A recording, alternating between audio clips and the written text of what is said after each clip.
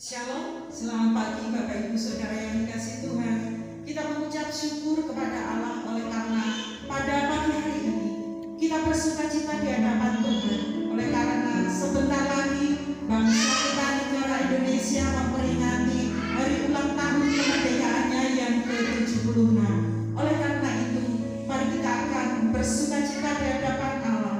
Kita memuji kebesaran Tuhan. Kita menyanyi dengan puisi dalam hati kita.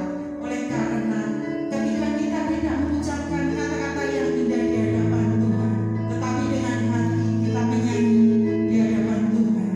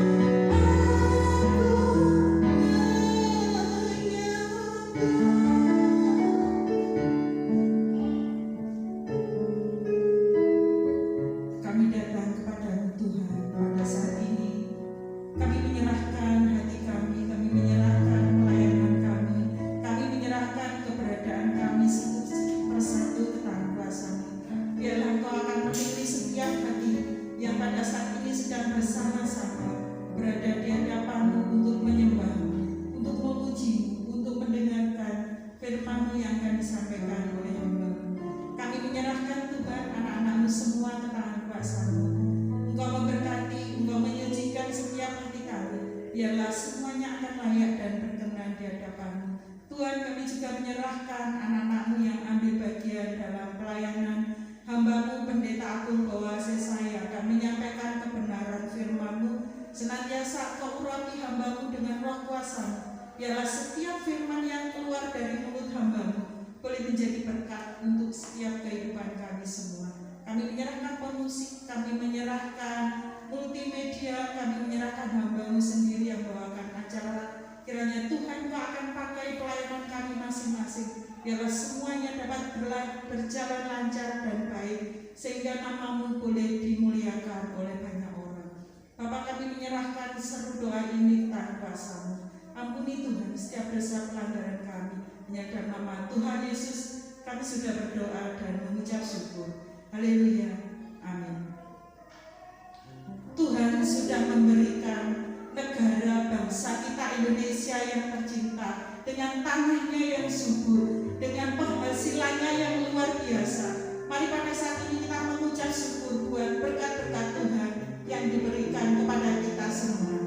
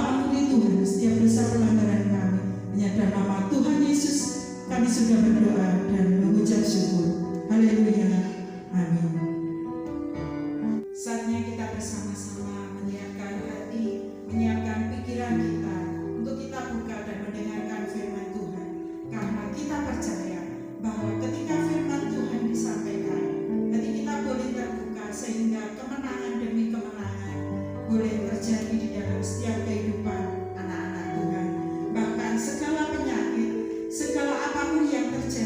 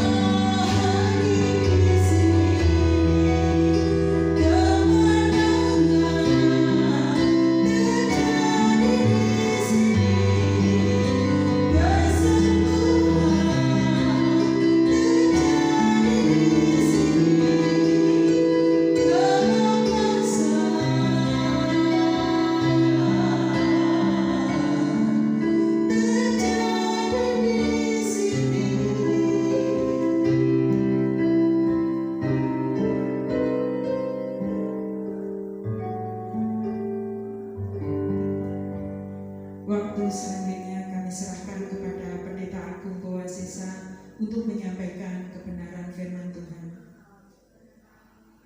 Shalom kekasih-kekasih Tuhan. Jumpa lagi dengan saya Pendeta Agung Bowo Wasesa dalam ibadah raya Minggu pada saat ini.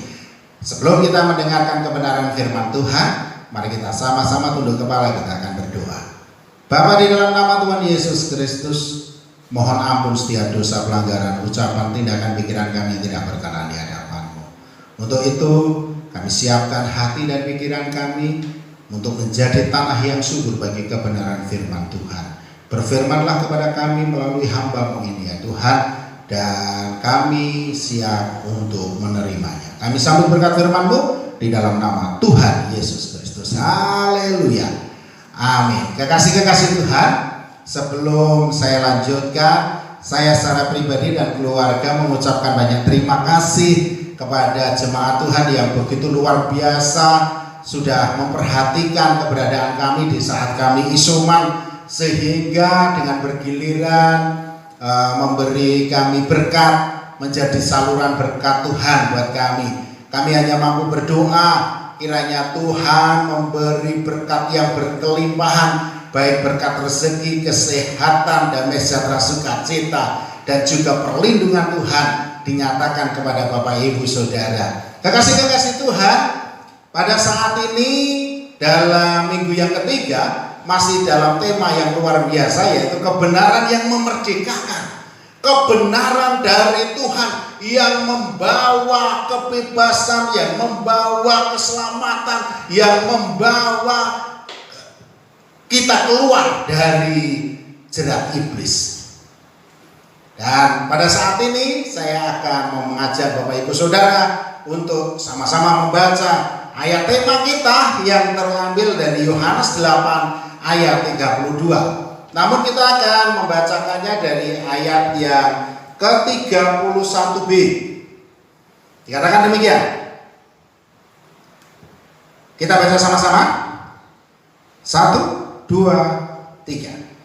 Jikalau kamu tetap dalam firman-Ku, kamu benar-benar adalah murid-Ku. 32. Dan kamu akan mengetahui kebenaran, dan kebenaran itu akan memerdekakan kamu. Ini luar biasa bahwa kebenaran dari Tuhan Yesus Kristus akan membawa kemerdekaan. Kemerdekaan dari belenggu dosa, kemerdekaan dari jerat iblis, kemerdekaan dari segala sesuatu yang mendukakan Roh Kudus, sehingga kita benar-benar dicelikkan mata kita, baik mata rohani maupun jasmani kita, bahwa hanya Yesuslah kebenaran itu, hanya Yesuslah jalan keselamatan itu, bahwa di dalam kerajaannya ada kekekalan, di dalam kerajaannya tidak ada kesengsaraan dan penderitaan, yang adalah kemuliaan Tuhan. Oleh karena itu saudaraku, di antara kita banyak orang-orang Kristen yang sebenarnya sudah harus merasakan kemerdekaan ini, namun dalam hidupnya masih ada kekangan-kekangan, bahkan ada ikatan-ikatan yang mengikat sehingga dia belum benar-benar merdeka.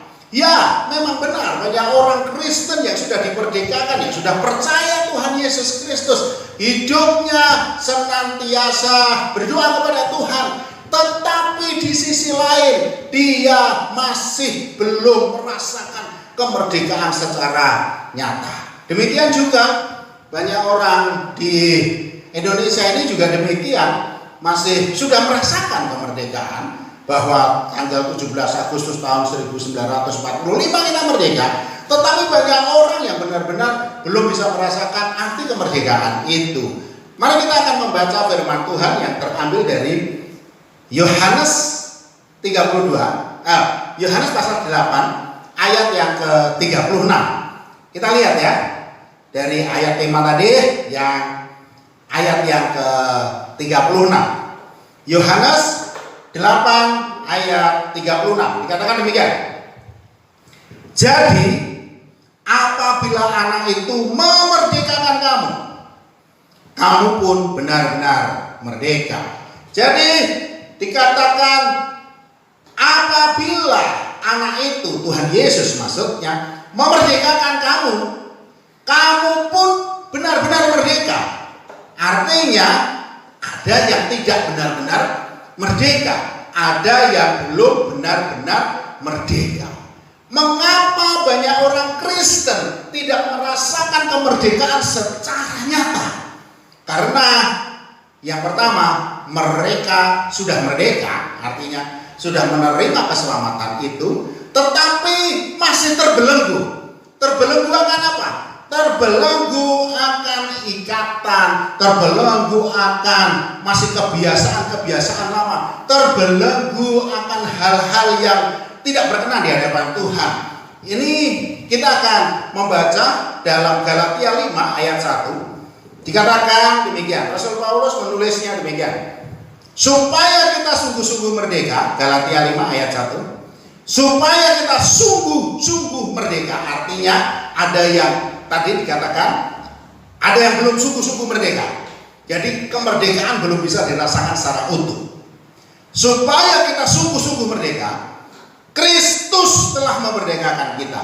Karena itu berdirilah teguh dan jangan mau lagi dikenakan kuk perhambaan. Ini yang menjadi kuncinya, yaitu kita masih memakai kuknya itu. Ibarat begini, saya membeli seekor sapi misalkan. Sapi itu ada tali keluhnya di hidungnya.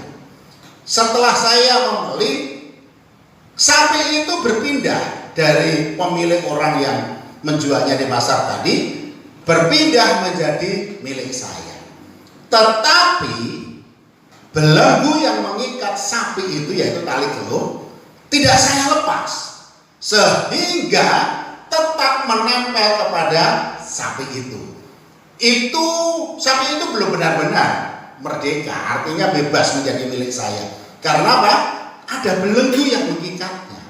Dia nggak bisa bebas, walaupun sudah saya beli, tapi nggak bisa bebas karena ada belenggunya. Ini sama dalam keadaan kita. Dikatakan tadi bahwa supaya kita sungguh-sungguh merdeka, artinya mengalami kemerdekaan yang betul-betul nyata di dalam Kristus. Berdirilah teguh dan jangan mau lagi dikenakan kuk perhambaan. Apa itu kuk perhambaan? Yaitu ada yang mengatakan ikatan yang membelenggu, yang membuat kita tidak benar-benar merdeka. Mungkin saudara tidak bisa lepas dari dosa perzinahan. Mungkin saudara tidak bisa lepas dengan dosa adat istiadat.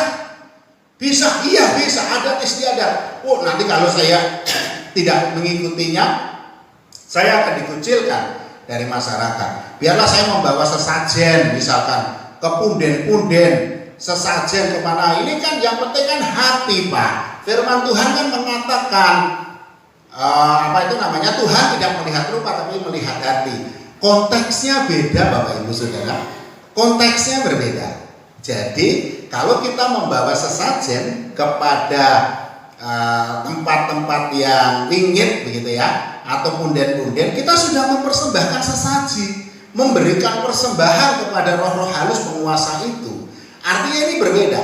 Kemudian apalagi ikatan, hobi juga bisa membelenggu kita loh, padahal biasa-biasa saja, iya, tetapi itu membuat kita tidak bisa merdeka.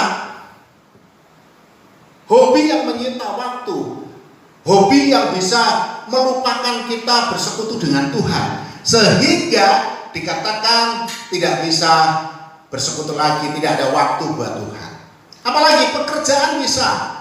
Iya, orang terlalu mencintai pekerjaan, sibuk dengan pekerjaan, sehingga lupa waktu berdoa kepada Tuhan, lupa waktu bersekutu dengan Tuhan, sehingga hidupnya diikat oleh pekerjaan itu, sehingga jangankan untuk Tuhan, anak dan keluarga saja tidak ada waktu.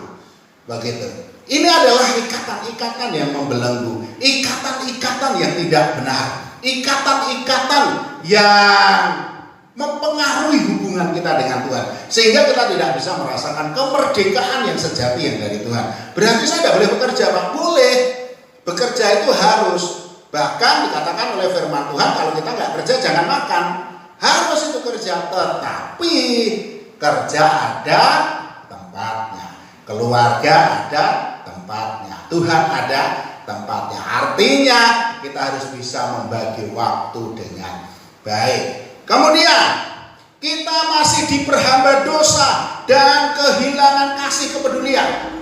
Ketika kita hidup masih dalam belenggu dosa, kita terikat dengan dosa-dosa kita tidak lagi ada rasa peduli kepada sesama, peduli kepada orang lain. Saya bersyukur di awal tadi saya sampaikan, jemaat Tuhan begitu luar biasa mengasihi kami, memperhatikan kami. Di saat kami isoman, setiap hari ada keluarga yang bergiliran untuk mengirimi kami makan sehingga kami tidak berkekurangan. Itulah jalan Tuhan menggerakkan memakai Bapak Ibu Saudara. Bapak Ibu Saudara jangan khawatir, Tuhan akan memberikan berkat yang berlimpah-limpah kepada Bapak Ibu Saudara. Oleh karena itu saya bersyukur sekali, oleh karena pemeliharaan Tuhan begitu luar biasa dan jemaat tidak kehilangan kasih, pelayanan, dan juga kepedulian terhadap orang lain, terutama kepada hamba-hamba Tuhan.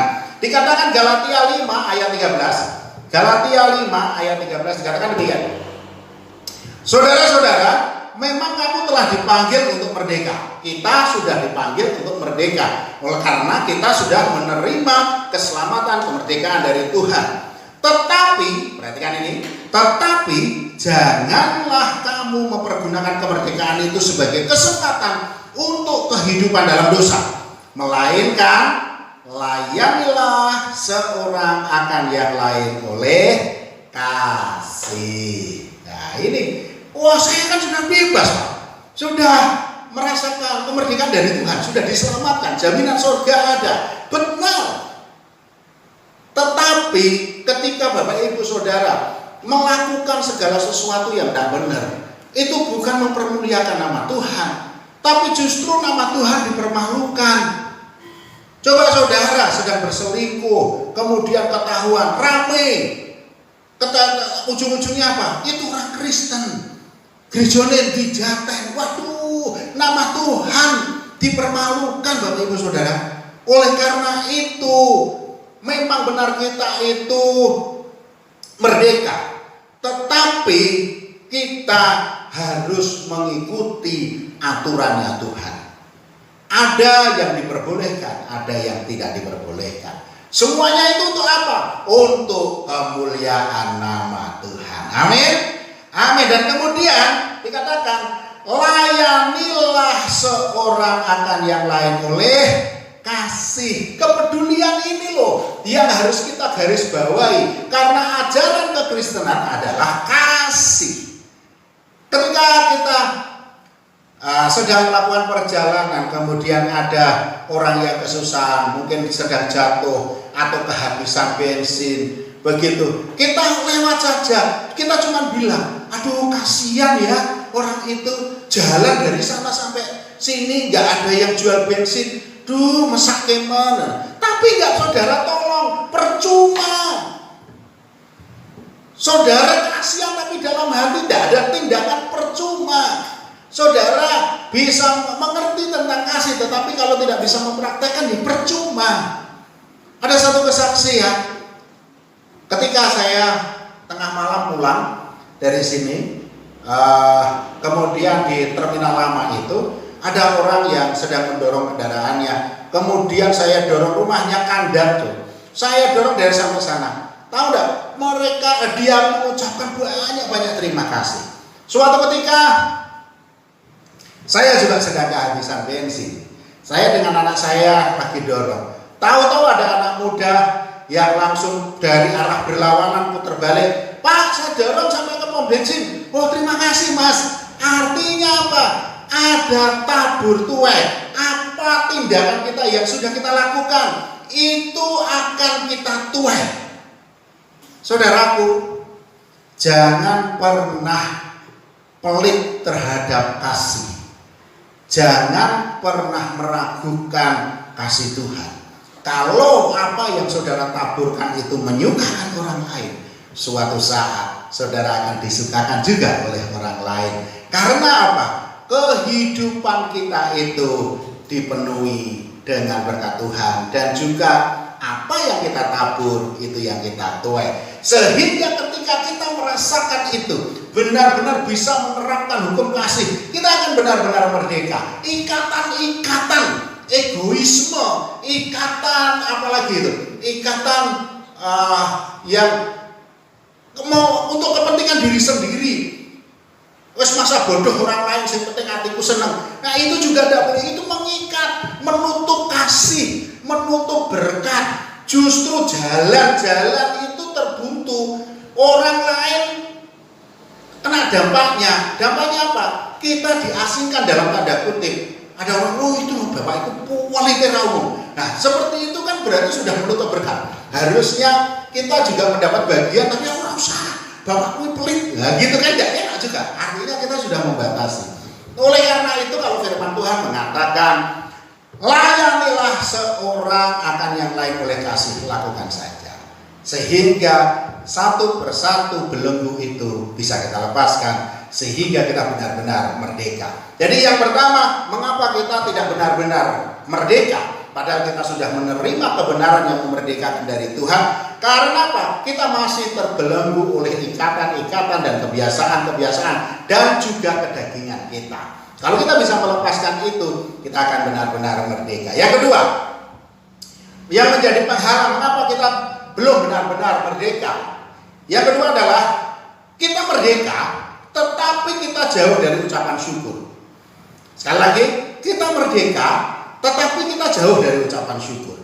Ketika masalah datang, kita bukannya berdoa kepada Tuhan, tapi sambat, mau terus kemudian lebih menggerutu demikian ya.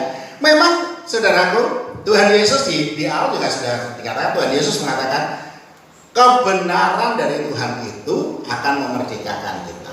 Bukan berarti kita bebas dari masalah. Karena kita masih hidup di dunia yang bermasalah, maka kita juga akan mengalami masalah. Oleh karena itu, ketika kita mengalami masalah, libatkanlah Tuhan. Karena kuasa Tuhan itu jauh lebih besar dari masalah-masalah kita. Oleh karena itu, janganlah menggerutu, berkeluh kesah, dan lain sebagainya. Ketika kita melakukan itu, habis energi kita untuk berkeluh kesah, habis energi kita untuk menggerutu, habis energi kita hanya untuk menggelar kekecewaan, yaitu menggelar kekecewaan gitu ya. Maksudnya menggelar kekecewaan, kecewa kita digelar ke sana kemari. Artinya energi kita habis ke situ, ke masalah kita. Fokus kita hanya pada masalah kita. Kita lupa kepada Sang Pemberi kuasa. Kita lupa kepada siapa? Kepada Sang Pemberi berkat yang mampu melepaskan kita dari masalah-masalah itu. Ketika hal itu terjadi, maka firman Tuhan mengatakan, apapun juga keadaan kita, mengucap syukurlah. Mengapa kita harus mengucap syukur? Ketika kita mengucap syukur, ada jalan lain yang Tuhan berikan kepada kita.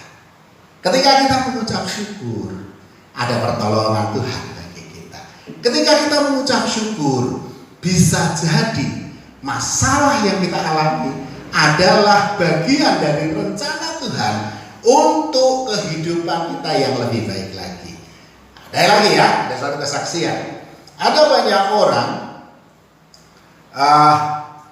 ketika lulus sekolah, yang diandalkan adalah ijazahnya untuk melamar pekerjaan. Ini ada satu kesaksian, ada seorang pemuda yang melamar kerja ke sana kemari, walaupun dia itu sarjana S1 cum laude, ahli komputer dan lain sebagainya, tetapi banyak pekerjaan yang menolaknya. Karena apa? Culun, gitu ya, tidak kurang gagah gitu. Orang yang rempeng, kacamataan, wajahnya nggak ganteng. Kalau mungkin tidak seganteng saya lah begitu. Mungkin seperti itu. Nah, mungkin banyak orang yang menganggap rendah kemampuan dia, sehingga dia sampai berputus asa dan dia menyerah. Kemudian ketika dia menyerah, kecewa, ada satu hamba Tuhan mengatakan, Mungkin Tuhan tidak menghendaki kamu untuk ikut orang, tetapi Tuhan menghendaki kamu menjadi pemimpin. Wah, luar biasa ya. Akhirnya kemudian pemuda ini memanfaatkan pekarangan di belakang. Ini benar-benar nyata di Semarang. Di belakang, kemudian ditanami porang, gitu ya. Porang itu mirip-mirip kalau di daerah saya namanya iles-iles. Tidak tahu di daerah sini apa namanya itu. Yang sekarang begitu luar biasa, harganya juga bagus untuk apa itu namanya kosmetik, bahan kosmetik, obat-obatan dan lain sebagainya. Ketika ditanami porang, orang pun mengejeknya. Iki opo to mas ini? Harusnya kita tanami, mungkin bisa ditanami tebu, pekarangan lumayan luas, bisa ditanami mangga, pepaya, atau mungkin telo yang bisa cepat. Iki opo tanaman apa? Dia tidak peduli. Dia mengatakan, menanamkan pada dirinya, aku bos. Ketika tiba saatnya, porangnya berhasil secara luar biasa. Yang dilakukan adalah apa? Memuji Tuhan, kemuliaan Tuhan. Dicelikkanlah mata orang-orang sekitarnya. Karena apa? Dianggap aneh hal itu. Tetapi dia benar-benar melakukannya dengan sungguh-sungguh. Dan dia punya keyakinan, aku melamar kerja di mana-mana ditolak. Karena itu adalah bagian rencana Tuhan untuk menjadikanku bukan orang bawahan, tetapi kepala. Tuhan ingin menjadikanku kepala, bukan ekor. Artinya dia mengucap syukur atas apa yang dialaminya. Seperti yang dikatakan dalam 1 Tesalonika 5 ayat 18. 1 Tesalonika 5 ayat 18 mengatakan demikian. Mengucap syukurlah dalam segala hal. Dalam segala hal. Baik itu menerima berkat ataupun sedang menderita kesengsaraan atau yang lainnya. Mungkin hari ini saudara sedang kecewa. Ada orang yang menyakiti hati saudara. Mungkin saudara sedang kecewa, cita-cita saudara tidak tersampaikan.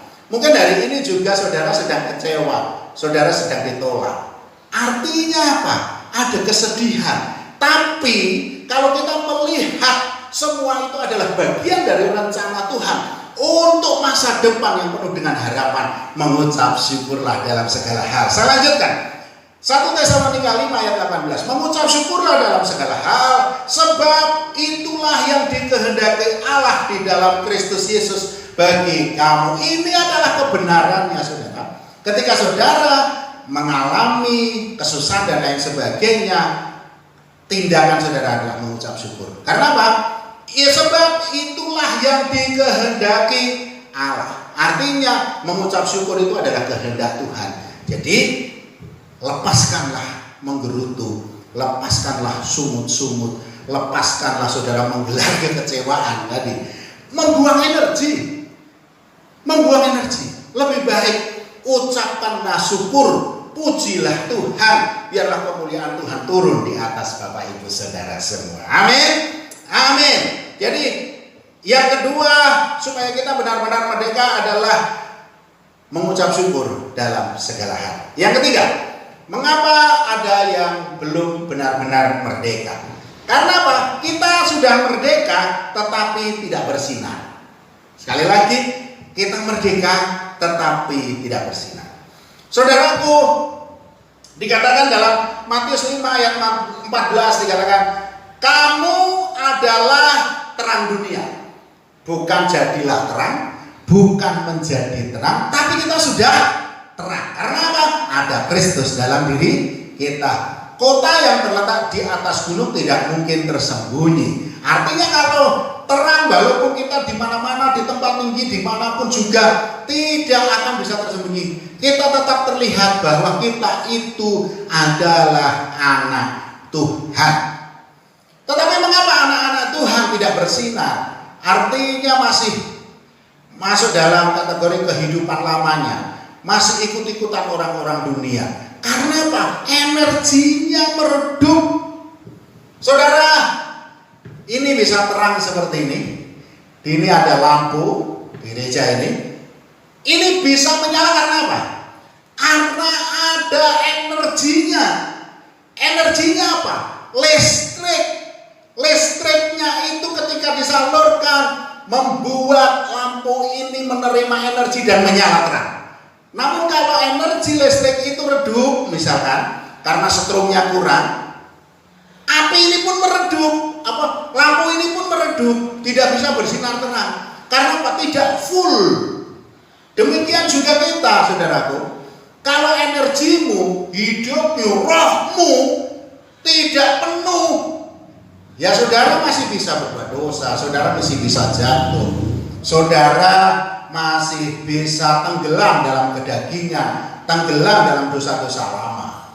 Karena apa? Tidak ada energinya. Saudara masih kembali akan cenderung kembali ke dalam dunia gelap saudara. Karena energinya tidak ada. Bagaimana Pak supaya energi saya tumbuh, supaya energi saya full, sehingga terang yang ada dalam diri saya menyala dengan bersinar? Baca firman Tuhan, renungkanlah itu siang dan malam, maka perjalanan kita, apapun juga yang kita perbuat, kita usahakan melalui tangan kita, akan Tuhan buat berhasil dan beruntung. Amin. Amin. Pak, doa yang malas. Lah, itu loh salah satunya. Berdoa aja malas kok. Bagaimana bisa mau mendapatkan berkat? Doa itu nafas hidup kita loh. Kalau kita tidak mau berdoa, malas berdoa, artinya ya sentik-sentik. Energimu ya piarpet seperti itu. Tidak bisa nyala sempurna. Supaya itu, ayo saudaraku, berubah. Ayo berubah. Saudara ingin mengalami berkat Tuhan? Ayo berubah. Saudara ingin mengalami mujizat Tuhan? Ayo berubah. Saudara ingin mengalami perubahan? Ayo berubah. Oleh karena itu berubahnya bagaimana? Mulai dari rajin berdoa. Bangun tidur, jangan ambil apa-apa, jangan gosok gigi dulu, doa sih. Berdoa. Adakan waktu buat Tuhan. Adakan waktu buat Tuhan. Waktu khusus. Ojo memangan doa, lunga doa. Nah itu kebiasaan saja. Tetapi waktu khusus harus ada. Oleh karena itu Matius 5 ayat 16 mengatakan, demikianlah hendaknya terangmu bercahaya di depan orang, supaya mereka melihat perbuatanmu yang baik. Sekali lagi, melihat perbuatan kita yang baik dan memuliakan Bapa di surga. Oleh karena itu Bapak Ibu Saudara, kalau saudara ingin mengalami kemerdekaan yang benar-benar merdeka, mengalami benar-benar kemerdekaan yang sempurna dalam kehidupan kita, salah satunya adalah terang kita bersinar terang. Karena apa? Energi kita full. Energi kita full sehingga terang kita bersinar memuliakan nama Tuhan. Dengan apa? Dengan perbuatan baik. Dikatakan tadi, biarlah terangmu bercahaya di depan orang supaya mereka melihat perbuatanmu yang baik, bukan perbuatan yang jelek. Kalau redup, kecenderungannya apa? Perbuatan-perbuatan dalam kegelapan yang tidak kelihatan, perbuatan-perbuatan yang jelek, perbuatan-perbuatan yang tidak memuliakan nama Tuhan. Tetapi karena terangmu full, engkau melakukan banyak perbuatan baik dan nama Bapa di surga engkau muliakan. Haleluya. Inilah kebenarannya Bapak Ibu Saudara. Kalau kita akan mengalami kemerdekaan, kebenarannya adalah yang pertama, kita harus melepaskan ikatan-ikatan kita. Dalam segala hal kita harus mengucap syukur, dan dalam kehidupan kita terang kita harus menyala terang, supaya melalui kehidupan kita menjadi berkat dan nama Tuhan dipermuliakan. Amin. Mari kita berdoa.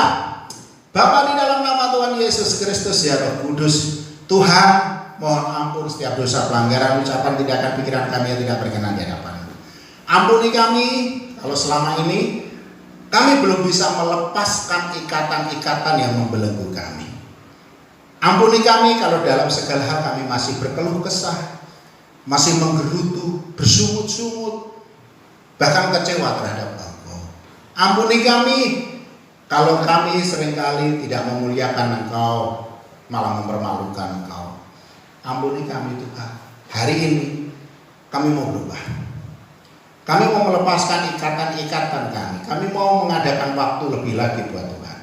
Dan kami terbuka pikiran dan hati kami bahwa apapun juga yang kami jalani adalah merupakan bagian dari rencana Tuhan untuk masa depan kami yang lebih baik, untuk masa depan kami yang penuh dengan harapan. Untuk itu tidak ada alasan kami untuk tidak mengucap syukur, dan biarlah kami mengucap syukur dalam segala hal. Dan melalui kehidupan kami, nama Tuhan kami boleh dipermuliakan, sehingga kami boleh melakukan perbuatan-perbuatan baik yang memuliakan nama Tuhan. Terima kasih Bapak, terima kasih. Haleluya, amin. Kekasih-kekasih Tuhan, kita akan mengakhiri ibadah pada saat ini. Untuk itu, angkatlah tanganmu dan terimalah berkat Tuhan. Tuhan memberkatimu, Tuhan menyinarimu dengan wajahnya, dan Tuhan memberi engkau berkat damai sejahtera, sukacita, kelimpahan, dimudahkan dalam bekerja, mencari rezeki, dan engkau diberikan kesehatan secara sempurna kepada Tuhan. Yang sakit disembuhkan, yang lemah dikuatkan, yang susah dihiburkan. Engkau akan mengalami kemuliaan yang Tuhan berikan kepadamu, dan engkau akan mengalami kemerdekaan yang sesungguhnya di dalam Tuhan. Terimalah berkat ini di dalam nama Bapa, Putra, dan Roh Kudus. Haleluya.